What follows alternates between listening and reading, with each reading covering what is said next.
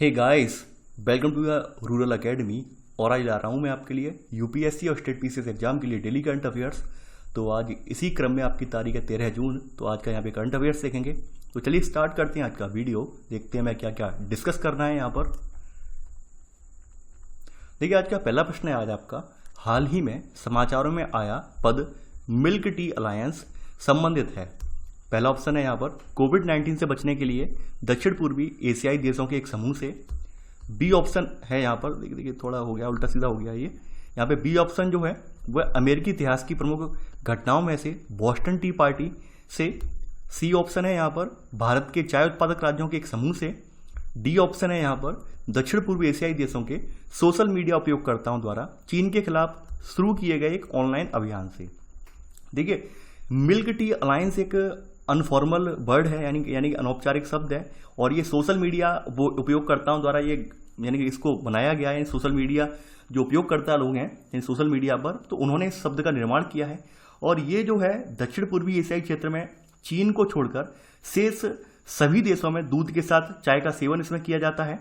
और corona virus को मतलब जब कोरोना वायरस का उद्भव हुआ तो इसको लेकर चीन और थाईलैंड के सोशल मीडिया उपयोगकर्ता हैं, इनके मध्य जो एक विवाद तैयार हुआ, तो उस विवाद के दौरान इस शब्द का सबसे पहले उपयोग थाईलैंड के सोशल मीडिया कर्ताओं ने सबसे पहले इसका उपयोग किया था, मिल्क टी अलायंस का।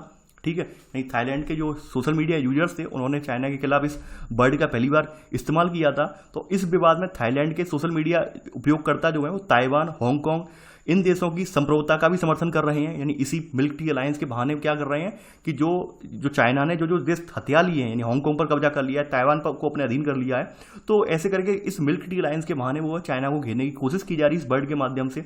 ठीक है, और साथ ही ये अपने स्वयं के राजनयिक और आर्थिक लाभ के लिए दक्षिण पूर्वी एशियाई क्षेत्र में चीन का जो प्रभाव है इसको कम करने के लिए भी सोशल मीडिया पर उपयोगकर्ता यानी कि इस वर्ड को और आगे धकेल रहे हैं, आगे बढ़ा रहे हैं इस माध्यम से। तो ये किसके द्वारा यूज हो रहा है? ये थाईलैंड के द्वारा स्टार्ट किया गया था। तो ऑप्शन है यहाँ पर डी। प्रश्न नंबर 2 है यहाँ पर, आज निम्नलिखित कथनों पर विचार कीजिए। यहाँ बताना है कौन सा कथन आपका सही है। पहला है, असम राज्य के कामाख्या मंदिर में आयोजित होने वाला अंबुबाची मेला पूर्वोत्तर भारत का सबसे बड़ा धार्मिक उत्सव है। सेकंड, कामाख्या मंदिर का पुनर्निर्माण कोच साम्राज्य के राजा नर नारायण ने कराया था। थर्ड है, तुलौनी बिया असम में लड़कियों में नारित्व यानी वुमेनहुड की प्राप्ति की एक रस्म है। देखिए, असम राज्य के गुवाहाटी शहर में आयोजित होने वाला, यानी असम राज्य का एक गुवाहाटी शहर है, वहां पर आयोजित होने वाला अंबुबाची मेला भारत का सबसे बड़ा धार्मिक महत्व वाला मेला है। और इस मेले का आयोजन जो है प्रत्येक वर्ष 21 से लेकर 25 जून के मध्य किया जाता है। इसका आयोजन यानी इसका आयोजन कब से कब तक किया जाता है? 21 से 25 जून के मध्य इसका आयोजन होता है। और यानी कि असम के अनुसार, असम के कैलेंडर के अनुसार आहार महीने में, यानी असम में इस महीने को आहार महीना बोला जाता है, यानी आहार महीना बोला जाता है। तो आहार महीने असम के हिसाब से होता है इसमें आयोजन। ठीक है, यानी जब सूर्य जो है वो मिथुन राशि में होता है तब इसका आयोजन किया जाता है। तो ये पहला वाला कथन तो यहाँ बिल्कुल सही है। दूसरी बात है यहाँ पर, देखिए, कामाख्या मंदिर का पुनर्निर्माण जो है कोच साम्राज्य के राजा नर नारायण ने कराया था। देखिए, पौराणिक मान्यताओं के अनुसार अगर देखें तो कामाख्या मंदिर का निर्माण यहाँ पे दानव राजा यानी कि दैत्यों के राजा थे नरकासुर, इन्होंने करवाया था। ठीक है, यानी नर नारायण या नरकासुर इन्हें बोला जाता है। और यह मंदिर नीलांचल पहाड़ियों के ऊपर स्थित है। इसका उत्तरी भाग जो है ब्रह्मपुत्र नदी के तटीय ढाल पर जाता है। लेकिन इस मंदिर से संबंधित वर्ष 1565 के बाद अभिलेखों में इसका पुनर्निर्माण जो है, यानी पुनर्निर्माण इसका जो करवाया था वो कोच साम्राज्य के राजा नर नारायण ने करवाया था। यानी कि अगर पुराणों के हिसाब से देखें तो इसका निर्माण किसने करवाया? दानव राजा नरकासुर ने करवाया। लेकिन इसका जो पुनर्निर्माण था, यानी इसका जीर्णोद्धार हम बोल सकते हैं, तो 1565 ईस्वी में जीर्णोद्धार जो करवाया है एक कोच साम्राज्य के राजा हुए हैं, क्या? राजा नर नारायण। तो इन्होंने इसका जीर्णोद्धार यानी पुनर्निर्माण करवाया। तो सेकंड वाला ऑप्शन भी यहाँ सही है। थर्ड है यहाँ पर कि तुलौनी बिया असम में लड़कियों में नारित्व की प्राप्ति की एक रस्म है। देखिए, नारित्व की प्राप्ति का मतलब क्या होता है? नारित्व की प्राप्ति का मतलब ये है कि जब स्त्रियों में मासिक धर्म स्टार्ट हो जाता है, लड़कियों में जब रजोधर्म जिसे हम बोलते हैं, पीरियड्स जिसे हम बोलते हैं, वो स्टार्ट हो जाता है, तो उसे नारित्व का लक्षण माना जाता है। और इसके लिए यानी दक्षिण भारत में हाफ सारी सेरेमनी करके भी एक प्रोग्राम होता है। यानी कि दक्षिण भारत में जब लड़कियां पहली बार जो है उन्हें मासिक धर्म होता है तो उसके लिए वहां पर जैसे दक्षिण भारत में क्या होता है कि हाफ सारी सेरेमनी के नाम से भी एक वहां पर रस्म होती है। आप देखना यूट्यूब वगैरह पे आप डालकर हाफ सारी सेरेमनी के नाम से होता है ये। ठीक है, तो इस नाम से एक रस्म होती है वहाँ पर, तो इसे आप देखना यूट्यूब पर, आपको समझ में आ जाएगा ये, ठीक है। तो यहाँ पर वही है कि ऐसी लड़कियाँ जो 12 या 13 साल की उम्र में जो ऐसी ना पीरियड आना स्टार्ट होता है, तो यहाँ पर वो तुलौनी बिया के नाम से रस्म आयोजित की जाती है। यानी कि यहाँ पर जो कामाख्या मंदिर है, कामाख्या मंदिर में यहाँ पे मान्यता ये है कि वार्षिक माहवारी यानी जो एनुअल मेनिस्ट्रेशन बोलते हैं, इसको चिन्हित करने वाले कर्मकांड आधारित ये त्यौहार जो है, इसके कारण भारत के अन्य हिस्सों की तुलना में असम में मासिक धर्म से जुड़ी यहाँ पर वर्जनाएं कम हैं। असम में लड़कियों की नारीत्व की प्राप्ति की रस्म जो है इसके साथ मनाई जाती है और जिसे तुलौनी बिया कहा जाता है, अर्थात छोटी शादी। यानी यहाँ पे तुलौनी बिया का मतलब है छोटी शादी, और वैसे ही दक्षिण भारत में सिर्फ हाफ सारी सेरेमनी के नाम से जाना जाता है, ठीक है। तो ये अपने अपने नाम है। तो यहाँ पर तीनों ही कथन सही है, तो आंसर है यहाँ पे डी, यानी 1, 2 और 3। प्रश्न नंबर 3 है आज आपका, निम्नलिखित कथनों पर विचार कीजिए। यहाँ बताना है कौन सा कथन सही है। पहला है, भारत में 73वें संविधान संशोधन अधिनियम 1992 के तहत पंचायती राज को संवैधानिक पहचान मिली। सेकंड, ई ग्राम स्वराज पोर्टल का संबंध भारत सरकार के ग्रामीण विकास मंत्रालय से है। थर्ड, पंचायती राज का उल्लेख संविधान की समवर्ती सूची में किया गया है। देखिए, आप सभी को पता होगा प्रत्येक साल 24 अप्रैल को, यानी आप सभी लोग जानते हैं प्रत्येक साल 24 अप्रैल को जो है यहाँ पर पंचायती राज दिवस मनाया जाता है, ठीक है। और पंचायती राज दिवस मनाने की जो, यानी कि 24 अप्रैल को जो पंचायती डे या पंचायती राज दिवस मनाने की शुरुआत जो थी, पंचायती डे या पंचायती राज दिवस मनाने की जो शुरुआत थी वो कब हुई थी? वो शुरुआत जो हुई थी वो हुई थी सन 2010 से। सन 2010 से शुरुआत हुई थी, ठीक है। और ये जो था आपको पता होगा कि 73वें संविधान संशोधन अधिनियम 1992 के तहत पंचायती राज को संवैधानिक पहचान मिली। तो पहला वाला कथन तो यहाँ बिल्कुल सही है। सेकंड ऑप्शन है यहाँ पर कि ई ग्राम स्वराज पोर्टल, यहाँ पर यहाँ पे कहा गया है, यानी ई ग्राम स्वराज पोर्टल का संबंध भारत सरकार के ग्रामीण विकास मंत्रालय से है। देखिए, यहाँ पर अगर बात करें तो आपके ई ग्राम स्वराज पोर्टल है, ये भारत सरकार के पंचायती राज मंत्रालय से है, ना कि ग्रामीण विकास मंत्रालय से। तो सेकंड वाला ऑप्शन गलत हो जाएगा। यानी कि ये आपकी भारत सरकार के पंचायती राज मंत्रालय की एक पहल है जो कि सभी ग्राम पंचायतों को ग्राम पंचायत विकास योजनाओं को तैयार करने और क्रियान्वयन करने के लिए एक सिंगल इंटरफेस प्रदान करने के साथ साथ रियल टाइम यहाँ पर मॉनिटरिंग की सुविधा और उनकी जवाबदेहिता भी सुनिश्चित करता है ये। तो यहाँ पर सेकंड ऑप्शन तो गलत हो गया। अगर हम बात करें पंचायती राज की, देखिए पंचायती राज का उल्लेख जो है समवर्ती सूची में नहीं है बल्कि राज्य सूची में किया गया है। यानी आपके पास 3 सूचियां हैं, ठीक है। तो इसका जिक्र किसमें? राज्य सूची में, ना कि पंचायती सूची में। तो थर्ड वाला ऑप्शन यहाँ पर गलत है, ठीक है। यानी पंचायतों की संरचना से संबंधित प्रावधान जो है वो राज्य का विधानमंडल तैयार करता है। तो यहाँ पे पहला ऑप्शन केवल सही है, तो यहाँ पे आंसर होगा सी, केवल 1।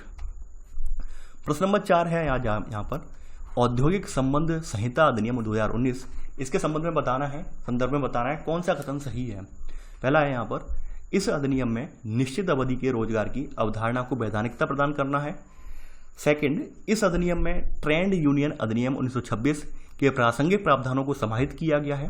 थर्ड है, इस अधिनियम में अनुबंध अवधि के दौरान श्रमिकों को स्थायी कर्मचारियों की तरह ही सामयिक सुरक्षा का लाभ देने का प्रावधान नहीं है।